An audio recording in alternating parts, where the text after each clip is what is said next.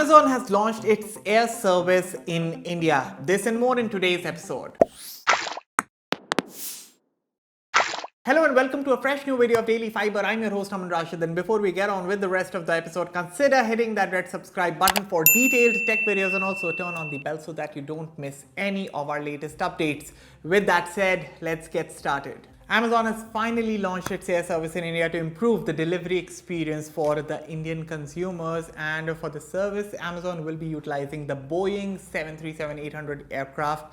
And for this, Amazon has partnered with a Bengaluru-based cargo service that is a QuickJet. Now, do note that this is not the first time that Amazon is launching its cargo service in any country. In fact, India is the third country where Amazon will be, getting its cargo service in execution. So to tell you, Amazon has been assigned 2 cargo aircraft for this service, and each of them will be able to deliver 20,000 packages on a daily basis. Apple has officially started rolling out the iOS 16.3 update for all iPhone users worldwide, and of course there are a bunch of new features and upgrades that this new update brings to the table, but the biggest of them all is the 2-factor authentication security feature. So according to the changelog, security keys for Apple ID allow users to strengthen the security of their account by requiring a physical security key as part of the 2-factor authentication sign-in process on new devices. Now, other than this, iOS 16.3 also fixes issues with the CarPlay, the Freeform app, home screen widgets, and of course the iPhone 14 Pro Max on a whole.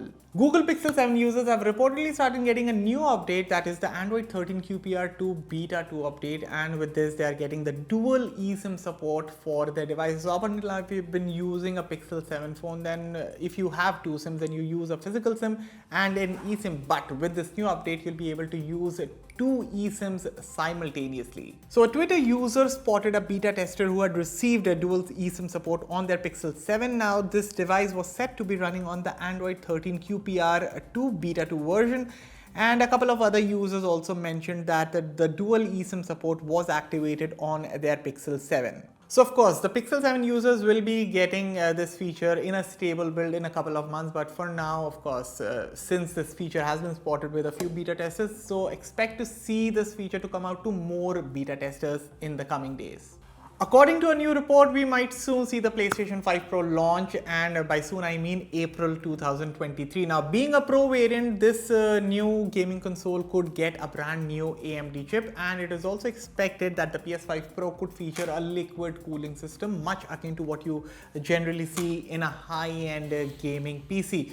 Now, of course, before the launch of the PS5 Pro, Sony might want to, move the stocks of the PlayStation 5, so that is also something that would be on Sony's radar. And since this is a Pro variant, expect the PS5 Pro to be expensive than the PS5. PS5 sells for 50,000, so I don't know. The Pro could be for 60, 70, I don't know. We'll see when it launches. But more importantly, do note that Sony has not officially confirmed any of this information, so take all this info with a grain of salt. We all use Google Chrome, and while using Google Chrome, we should focus on protecting our privacy. And one way to protect our privacy is to regularly delete our browsing data, the user data. But how do you do it on Google Chrome while using on a computer? Let me show you. So on your computer, go to Google Chrome, and on the top right, you'll see 3 dots. Click on it, and then you will see more tools. You have to click on more tools, then you have to click on delete browsing history, and voila, that's it. Also note that if you do this, then all the devices that are synced with your Google ID with which your Google Chrome is running, all the data will be removed, like on all devices. And with that, we have reached the end of this episode. So what are your thoughts on today's video? Let me know everything in the comments below. And as always, for all the latest in tech, stay tuned to Fiber. I'll catch you all in the next one. Thank you for watching.